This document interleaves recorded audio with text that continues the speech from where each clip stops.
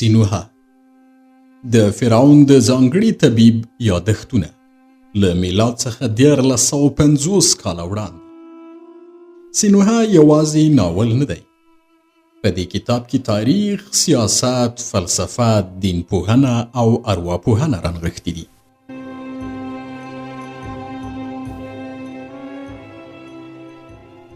سینوها یعنی دا لوی کتاب تاریخ نه دی، ناول نه دی، سیاسی کتاب نه دی، فلسفه نه ده، ارواپوهنه نه ده، دین پوهنه نه ده، خو عجیبه دا ده چې دا هر څه دی. په دې کتاب کې تاسو له یوه مفکر ډاکټر سینوها سره تر میلاد 1350 کاله وړاندې مصر ته سفر کوئ او دا ډاکټر د سفر خورا مهربان لارښود دی. تر میلاد 1350 کاله پخوانی مصر عجیب مصر دی. د فرعونیانو د 19مې لړۍ د پیل کلونه دي. فرعون او دربار یې د ټولو دنیوي او اخروي ګټو سرچینې دي. د فرعون پر وړاندې وړه خبره هم کفر او د مرګ په بیه ده. هڅه کیږي چې تر واک لاندې خلک ړانده وساتل شي او د ولې کلمه تر ټولو منفوره کلمه ده. معبد او دربار د ژرندې دوه پلونه دي چې د هغه وخت د خلکو د سرونو دانې ترمنځ دل کیږي. خرافات د دین او مقدساتو په نامه پر خلکو ورتپل شوي دي. فرعون چې مري له سره یې خوشبو لټیږي او له پوزې یې زرین وزرې مارغان الوزي او بیا له لمر سره وصل کیږي. په ښوونځیو او پوهنځیو کې ټول علوم د فرعون د زورواکۍ امتداد ته لاره هواروي. په نصابونو کې د فکر د روزلو تومنه نشته او ټول کتاب لوستونکي د توتیانو په څیر یوازې خبرې کوونکي دي. ډاکټران تکړه دي، په هغو ناوړه شرایطو کې طبي سهولتونه برابرولی شي، خو د خپل علم په ژورو نه پوهیږي او همدا سرسریتوب دی چې دوی هم د تیارو په ماتولو کې ناکام دي. هر خواته د زورواکۍ، ناپوهۍ، ظلم، خرافاتو، فساد او بې عدالتیو تیاره خوره ده. خو د خلکو د شعور له توره د نور تمه نه کیږي او رود نیل آرام روان دی. خدای یوازې له فرعون سره نیکې اړیکې لري او نورو ټولو خلکو ته په غوسه دی. که خلک د فرعون په وړاندې وړه ګستاخي هم وکړي په عذاب به اخته شي. خدای او د هغه ویرونکی تصور د فرعونیانو او د معبد د کاهنانو لویه وسله ده چې خلک پرې رام کړي او د پورتنیو منابعو له مرستې پرته څوک خدای ته د رسېدو تصور هم نشي کولی. سینوها تاسو تر لاس نیسي، پر معبدونو مو ګرځوي، دارالعلوم او دارالطب ته مو بیایي، د فرعون دربار ته مو رسوي، د هغوی کړه وړه، خبرې، عقاید، سیاست، عدل او ظلم درته ښیي، د کاهنانو له رویې مو خبروي، د مستۍ محفلونو ته مو بیایي، نورو هیوادونو ته سفرونه در سره کوي او غواړي تاسو ته وښیي چې انسان څومره بدرنګ دی، انسان څومره ښایسته دی. سینوها عجیب کمالونه لري. د یوازې د فرعون د دربار ډاکټر نه دی، بلکې د هغو ټولو ټولنیزو ناروغیو یو ډیر ځیرک طبیب دی چې د هغه مهال ټولنیز ارګانیزم پرې اخته و. د یوازې د شاهي کورنۍ د فرعونانو کوپړۍ نه دي پورته کړي، بلکې پر هغه څه خبرې کوي چې له امله انسان ته فزیکي یا معنوي زیان رسیږي. د دې کتاب لوستو او اوریدو ته ستاسې له رابلنې موخه یوازې دا نه ده چې تاسو ته د پخواني مصر په اړه یو د تاریخ، فلسفې، ټولنپوهنې، ارواپوهنې او دین پوهنې یو ماجون په داستاني بڼه په لاس درکړل شي، بلکې موخه دا ده چې وګورو د مصر د هغه مهال له انسانه زموږ د پیړۍ تر انسانه پورې د معنویت څومره لار کټ شوي دي. سینوها د هغه مهال د انسان په اړه بدبین دی او دعوه کوي چې د دې موجود فطرت به 100,000 کاله وروسته هم عیني شی وي. موږ یې له سینوها سره منو که نه منو، خو د دې کتاب تر لوستو وروسته به تاسو پوه شئ چې موږ اوس هم ټول یوازې د زمان او مکان په تغییر په هغه مصر کې اوسو چې تر میلاد 1350 کاله وړاندې آباد و. فرعونان، کاهنان او عوام یې مهمې طبقې وي، خو لومړی دوی د درېیمې هغې د مرګ، استثمار او استعمار په بیه ژوندی وي.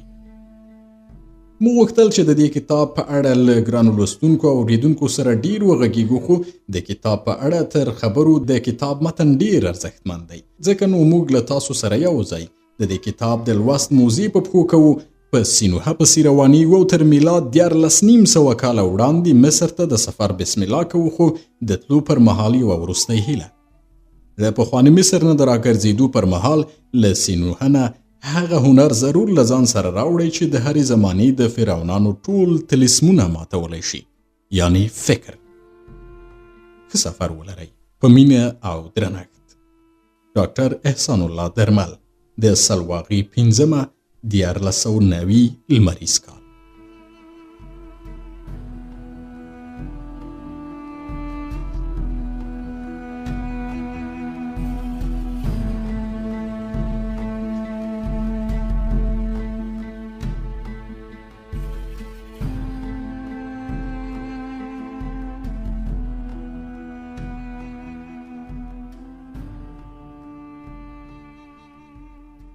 لومړی څپرکی د ماشومتوب وختونه. هغه سړی چې ما پلار وباله د تبس په ښار یعنی د نړۍ په ستر ښار کې د بېوزلو طبیب و او هغه ښځه چې ما خپله مور بلله د هغه میرمن وه. دغې جوړې تر زړبودۍ پورې اولاد نه درلود نو زه یې په زویولۍ ونیوم. له دې امله چې دوی سادهګان ول نو ویل یې چې زه خدایانو ورستولی یم خو په دې نه پوهېدل چې د خدایانو دغه ډالۍ به دوی ته څومره بدمرغي ور په برخه کړي. مور سینوها بللم. هغې له کیسو سره ډېره مینه درلوده او د سینوها نوم یې هم په یوه کیسه کې اورېدلی و. د مصر یوه مشهوره کیسه ده چې وایي سینوها یوه ورځ ناببره د فرعون په خیمه کې یو خطرناک راز واورید. کله چې خبر شو فرعون پرې پوهېدلی نو د مرګ له ویرې وتښتېد چې یو څه وخت په کوڅو کې له ډول ډول ګواښونو سره مخامخ و خو وروسته بریالی شو. زما مور هم فکر کاوه چې زه له ګواښونو او مرګونو راتېر شوی او دې ته رسېدلی یم او له دې وروسته به هم له هره ګواښه ژغورل کېږم. د مصر د معبدونو ملایان وایي چې د هر چا نوم د هغه د برخلیک استازیتوب کوي او له نوم څخه پوهېدی شو چې پر خلکو څه راځي. ښایي له همدې کبله وي چې په خپل ژوند کې له ډېرو ګواښونو سره مخامخ شوی یم.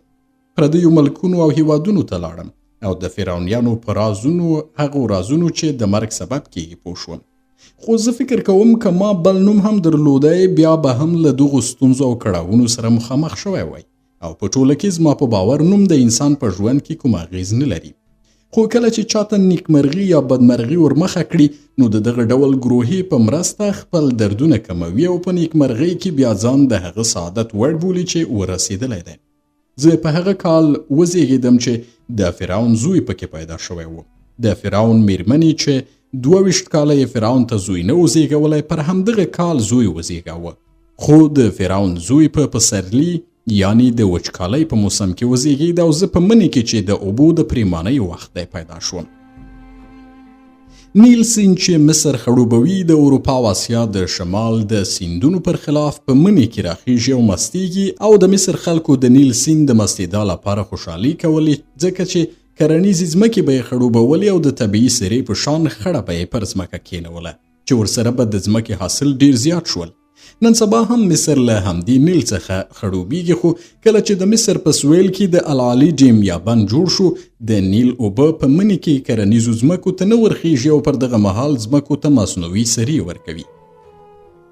زه نه پوهېږم چې کله او څنګه مې دې نړۍ ته سترګې رڼې کړې ځکه کله چې مور مې د نیل سیند پر غاړه وموندلم چې د لرګیو په یوې کجاوي کې پروت وم.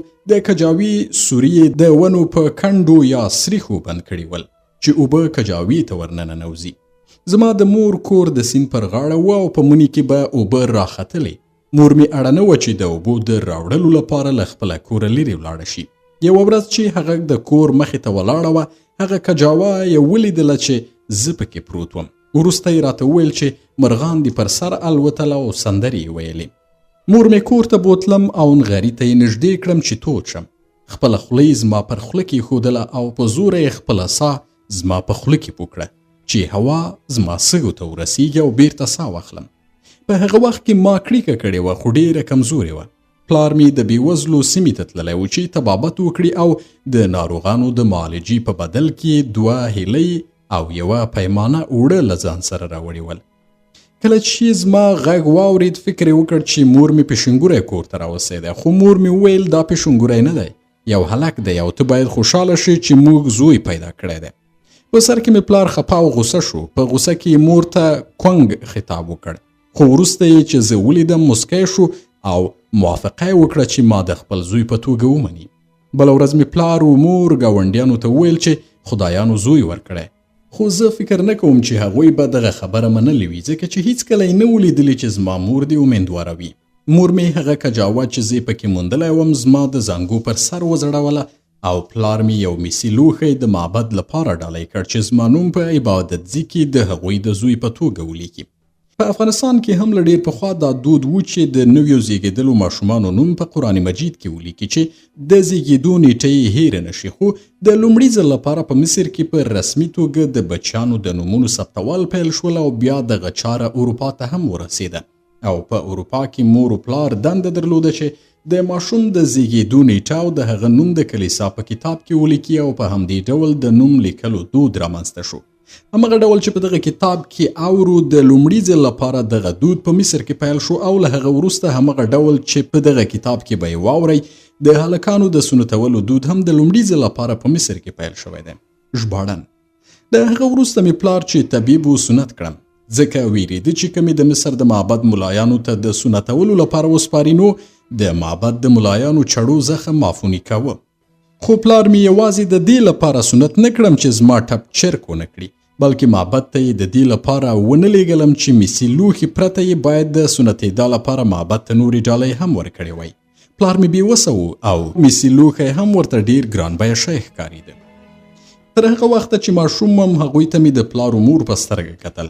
خو له ماشومتوبه وروسته د ځوانۍ پړاو ته د ننوتلو پر مهال یې زما ویښتان رالنډ کړل او پلار و مور مې واقعیت راته بیان کړ. دوی له خدایانو ویرېدل او نه یې غوښتل چې همیشه له دغو سترو درواغو سره ژوند وکړي. زه هیڅکله پوه نه شوم چې زما اصلي مور و پلار څوک دي خو په دې باور لرم چې زما مور و پلار د بېوزلو له پرګنې څخه ول یا ښایي شتمن کسان وو خو زه لومړنی یا وروستی ماشوم نه وم چې پر دغه برخلیک اخته شوی وي او نیل سیند ته یې اچولی وي. په هغه وخت کې تبس د مصر لومړی درجه او د نړۍ ستر ښار و او هلته د ډېرو شتمنو ماڼۍ ودانې وې. د تبس شهرت او اوازې د دې سبب شوې چې ډېر شمیر بهرنیان له نورو هیوادونو راشي او په تبس کې ژوند وکړي. ډېر نور پکې بېوزله ول خو دغه ښار ته د دې لپاره راتلل چې شته ترلاسه کړي.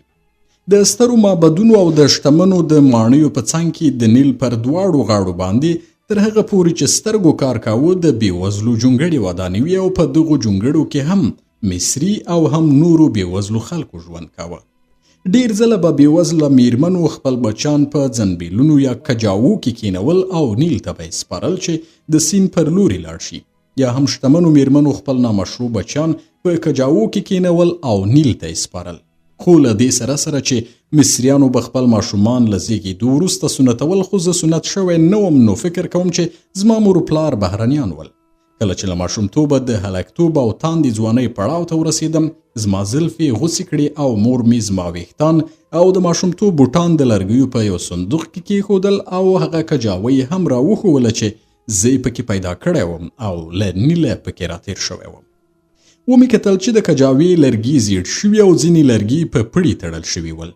مور مې ویل کله چې مې دغه کجاوه پیدا کړه همدغه پړی هم ورسره و. د ځنبیل یا کجاوې ظاهري بڼې دا ښوده چې زما مور و پلار شتمن نه ول ځکه که شتمن وی نو په یوې ښې کجاوې کې به یې کېنولی او د نیل څپو ته به یې سپارلی وم. اوس چې بوډا شوی یم د ماشومتوب پړاو د یوې رڼا په شان زما له سترګو تېرېږي او په دې برخه کې د یو شتمن او بېوزله ترمنځ توپیر نه ګورم ځکه چې یو بېوزله بوډا هم د شتمن په شان خپل ماشومتوب رنګین ګوري او ټولو ته داسې ښکاري چې د ماشومتوب پړاو تر اوسني حالت ډېر ښه و. زموږ کور د نیل پر غاړه معبد ته نږدې په یوې بېوزله سیمه کې و او کور ته څیرمه یو بندر و چې د نیل کښتیو به پکې بارونه اوچتول یا به یې خپل بارونه ښکته کول. د دې سیمې په تنګو کوڅو کې سلګونه شرابخانې وې چې د نیل ماڼوګانو به پکې شراب څښل او دغه راز په دغو کوڅو کې د عیاشۍ لپاره کورونه جوړ شوي ول چې د ښار شتمن به په روانو تختو کې د عیاشۍ او ساتیري لپاره ورتلل. په دې بېوزله سیمه کې اوچت او لوی کسان د مالیاتو د ترلاسه کولو مامورین افسران او د کښتیو څو تنه ماڼوګان او د معبدونو څو تنه ټیټپوړي ملایان ول. زما پلار هم د سیمې په لویو کسانو کې شمیرل کېده او زموږ کور هم د بېوزلو د کورونو په پرتله چې له خټو جوړ شوي ول د ماڼۍ په شان ښکارېده.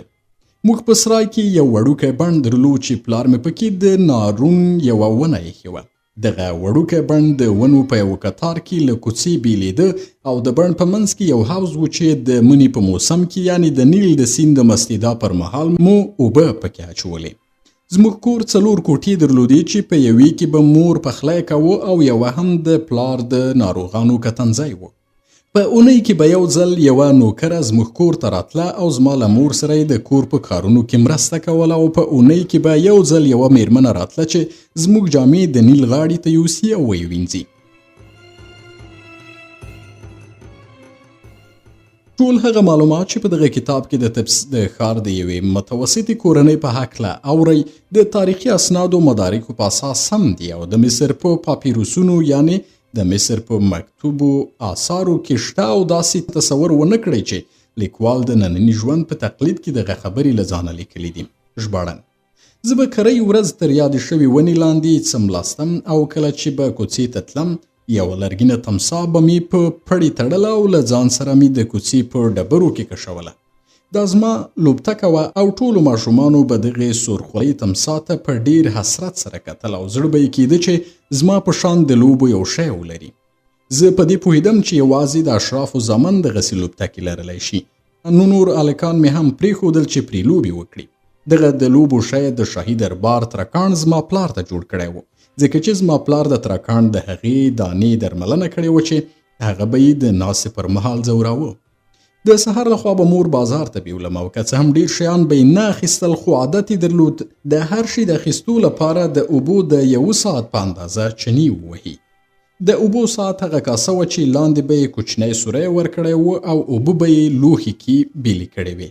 د پورتنۍ کاسې له سوري څخه به اوبه لاندې کاسې ته ورڅڅېدې او هغه به یې ډکوله.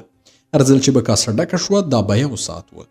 بیا به یې کاسه خالی کوله، بیرته به یې اوبو ته کېښودله او په دې ډول دغه ساعت تر 15 کاله مخکې هم په ځینو سیمو کې دود و. د مور له خبرو داسې ښکارېده چې هغه فکر کوي پیسې لري خو د دې لپاره چنې وهي چې د پیسو بچت کول ماته راوښیي. ویل به یې شتمن هغه نه دی چې سره او سپین لري، بلکې هغه دی چې په لږو ګزاره وکړي.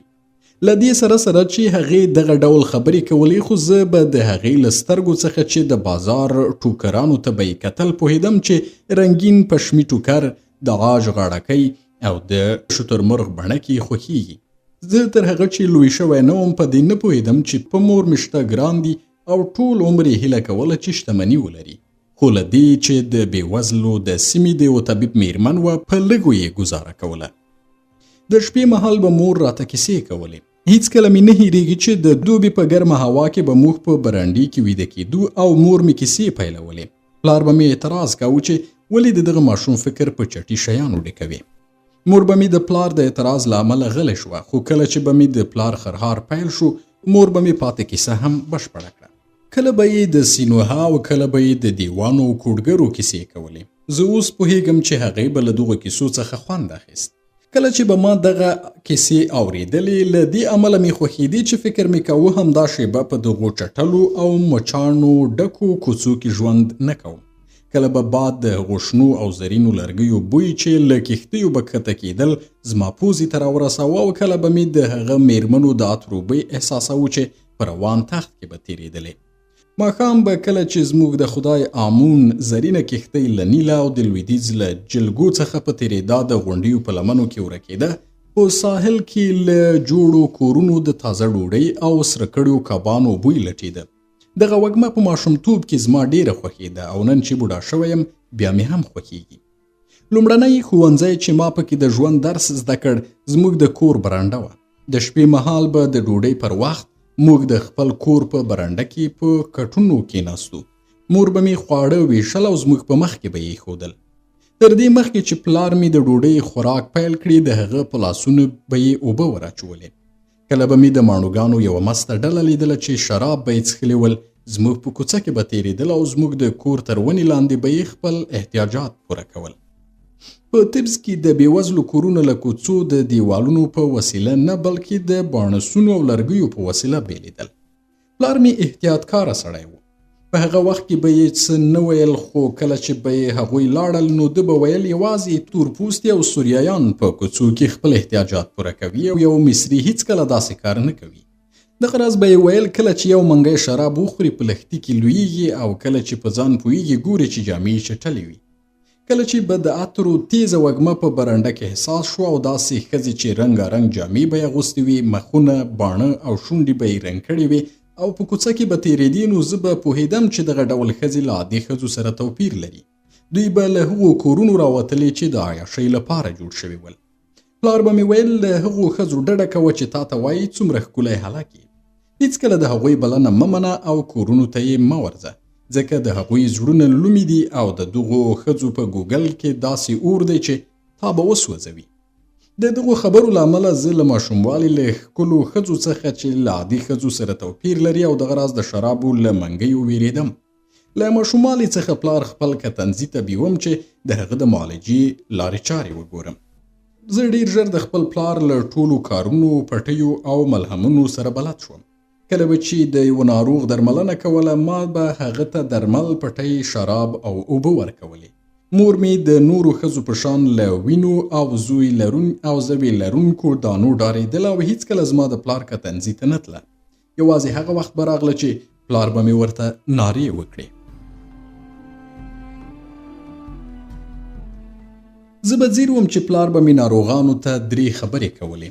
ځینو ته به یې ویل ستاسې درملنه لږ وخت ته اړتیا لري، ځینو ته به یې ویل ستاسې د ناروغۍ درملنه کیدای شي، او ځینو ته به یې یوه ټوټه پاپیروس یعنې د مصر معروف کاغذ ورکړه او ورته وبه یې ویل چې دا بیت الحیات ته یوسه چې هلته ستاسې درملنه وکړي. بیت الحیات هغه ځای و چې د سختو ناروغانو درملنه به هلته کیده او کله چې به یې کوم یو هلته واستوه نو ویل به یې خوراکه. له دې سره چې پلار مې د بېوزلو طبیب و، کله کله به ورته شتمن ناروغان هم راتلل او کله خو به د ساتیري او عیاشیو له کورونو څخه هم ځینې کسان زما پلار ته راتلل چې ګران بیه کتان کالي به یې اغوستي ول. کله چې 7 کلن شوم، مور مې د ماشومتوب لنګ راواغوسته او د آمون معبد ته یې بوتلم چې د مصري خدایانو تر ټولو ښکلی او ستر معبد و. هلته یې د دې لپاره بوتلم چې یوه قرباني ووینم.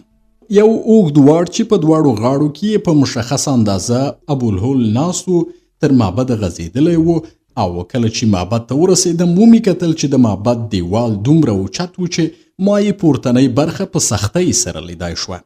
کله چې د معبد انګړ ته ننوتو نو پلورونکو هر یوه د مړو کتاب، په نړۍ کې تر ټولو پخوانی لیکل شوی کتاب همدا مصري کتاب دی چې د مړو کتاب نومیږي. زما مور ته وړاندې کاوه، خو موږ په کور کې د مړو یو کتاب درلود، بل ته مو اړتیا نه وه. مور مې له خپله لاسه د مسو یو بنګړی راوایسته او د قربانۍ په مراسمو کې د ګډون د حق لپاره یې معبد ته ورکړ. د معبد ملایانو سپینې جامې اغوستې وې او سرونه یې خریلي او بیا داسې غوړ کړي ول چې پړک یې واهه. دوی پر یوه غوایي راټول ول او حلالاوه یې. د غوایي د دواړو ښکرانو په منځ کې یو مهر ځوړند کړی و چې داسې ښودله د دې سخوندر په بدن کې یو تور ویښته هم نشته. کله چې غوایي حلال کړ د مور له سترګو مې اوښکې وبهېدې، خو ما د غوایي حلالولو ته پام ونه کړ، بلکې د معبد ستنو او د جنګونو انځورونو ته مې کتل چې پر دیوالونو کښل شوي ول.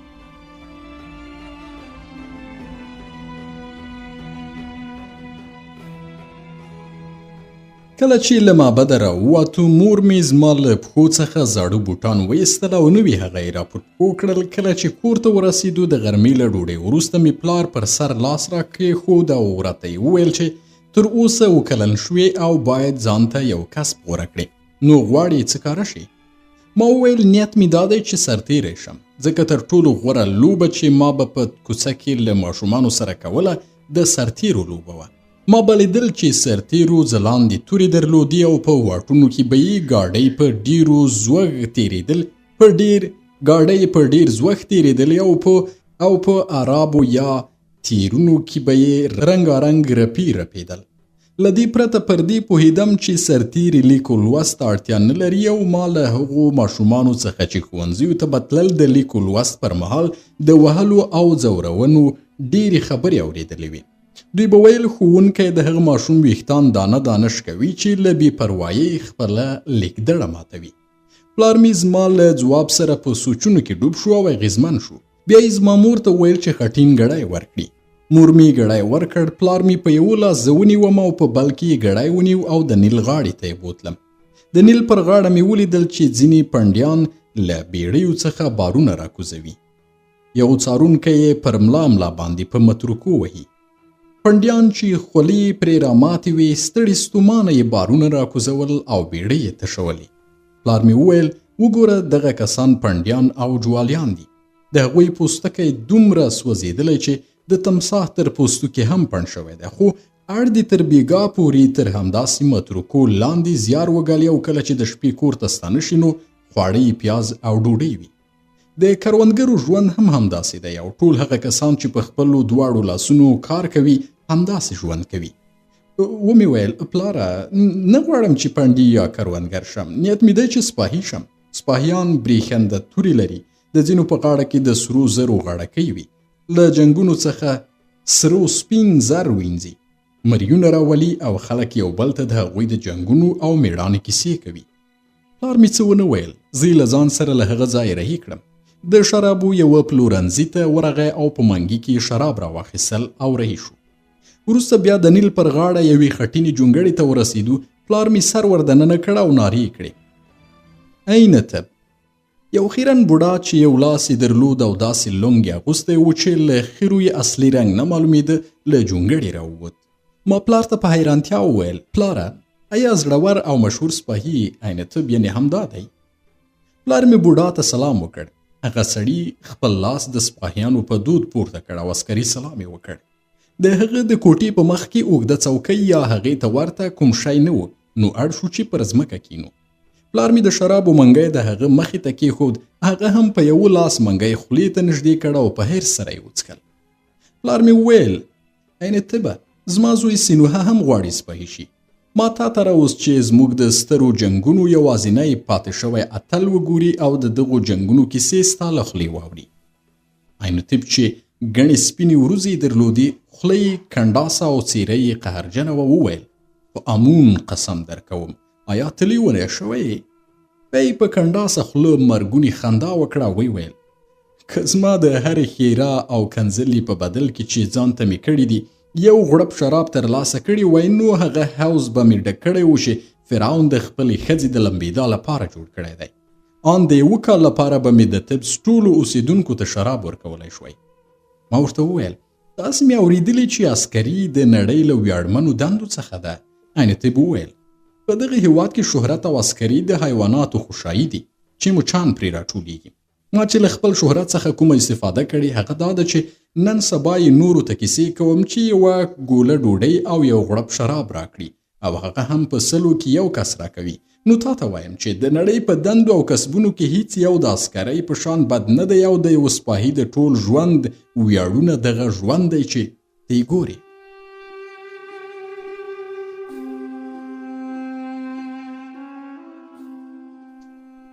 له هغه وروسته یې طب د منګي ټول شراب پر سر واړول او د شرابو تودوخې د هغه مخ سور کړ. سر یې اوچت کړ او ویې ویل آیا زما دغه ډنګر او له ګونځو ډک ورمېږ ګورې؟ دا هغه ورمېږ دی چې یوه ورځ 5 امیلونه پکې ځوړندول او په خپله فرعون هغه زما غاړې ته راچولي وه. کله چې به د جګړې له ډګره راستنېدم دومره غوڅ شوي لاسونه به مې راوړل چې زما د کېږدۍ په مخ کې به د هغو یو څلی جوړ شو. خو نن سبا له دغو ټولو ویاړونو او سرو زرو ما ته هیڅ هم پاتې نه شول. سره زر مې له منځه لاړل، مریان وینځې مې مړه شوي یا هم وتښتېدل او زما ښی لاس هم په جنګ کې غوڅ شو. تر هغه چې ځوان وم شپه ورځ به مې په دښتو کې په لوږ او تنده کې مبارزه کوله. اوس چې بوډا شوی یم بیا هم وږی او تږی یم. که دې له پلاره پوښتنه وکړې چې کله د یو عسکر لاس پرې کوي او بیا یې هغه ټپي لاس په سرو کړو غوړو کې ننباسي په هغه کس به څه تېرېږي؟ هغه یو ډاکټر دی او دغه پوښتنه به ډېره ښه درته ځواب کړي. زما د بدن د هر غړي غوښه او ټوټې د جنګ په یو ډګر کې پاتې دي. خپل غاښونه او ویښتان مې توی شول. که نن سبا ستا د پلار په شان کسان له ما سره مرسته ونه کړي باید د امون د معبد پر وړاندې سوال وکړم. له دغو خبرو وروسته عین طب د شرابو منګي ته وکتل او ویې ویل له بده مرغه خلاص شو.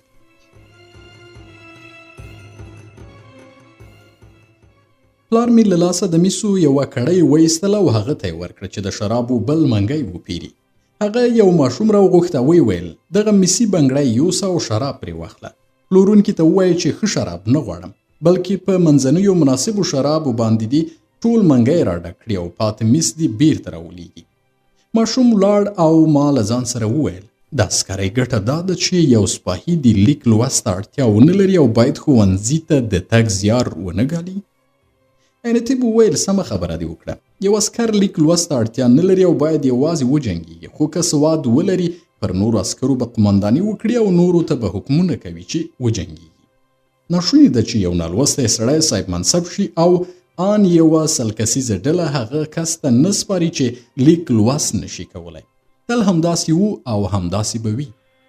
میکا اولټاري دغه کتاب د تاریخي اسنادو له مخې چې د پاپیروس په کاغذ لیکل شوي ول لیکلی دی او هغه اسناد چې فنلنډي لیکوال ترې استفاده کړي لږ تر لږه له میلاده 1500 کاله مخکې لیکل شوي دي او 3500 کاله مخکې په مصر کې هغه څوک د پوځ افسر یا صاحب منصب نشوی جوړېدی چې لیک لوست به یې نه وزده. خو په 21مه پیړۍ کې په ډیرو هیوادونو او افغانستان کې ډیر نالوستي کسان جنرالان او مارشالان شول. ژباړن: نو ای هلکه، که ته هم غواړې په راتلونکي کې په عسکرو حکمونه وچلوې، باید لیک لوست زده کړي او بیا به هغه کس هم درته سر ټیټ کړي چې په غاړه کې د سرو زرو امیل وي، پر روان تخت به سپور وي او غلامان به دې د جنګ ډګر ته بیایي. په شرابو پسې تللی ماشوم له شرابو ډک منګی راخیستی و او بیرته راستون شو چې ورسره د بوډا سترګې له خوشحالۍ برېښې دي او ویې ویل: ستا پلار هیڅ وخت جنګ نه دی کړی، اندې او لیندۍ مزی نشي کشولی او یوه توره له پوښه نشي ایستلی، خو له دې امله چې لیک لوست کولی شي نن سبا ډېر ښه ژوند لري او له دې امله چې نیک خویه انسان دی، زه ورسره بخیلي نه کوم. کله چې ما ولیدل بوډا منګی په لاس کې پورته کړ او له دې ویرې چې د هغه نشه پر موږ اغېزه ونه کړي او موږ هم د اوبو په لښتي کې ونه لویږو چې نور خلک مو جامې ولوټي، نو د پلار له ستونی مې راکاږه چې له هغه ځایه لرې شو. کله چې موږ لرې شو، انتیب د جنګ یوه سندره ویله او هغه ماشوم ورته خندل چې ده ته یې شراب راوړي ول. زه چې سینوهه نومیږم، له خپلې دې پرېکړې تیر شوم چې په راتلونکي کې به سپاهي کېږم او په دې توګه بله ورځ ښوونځي ته روان شوم.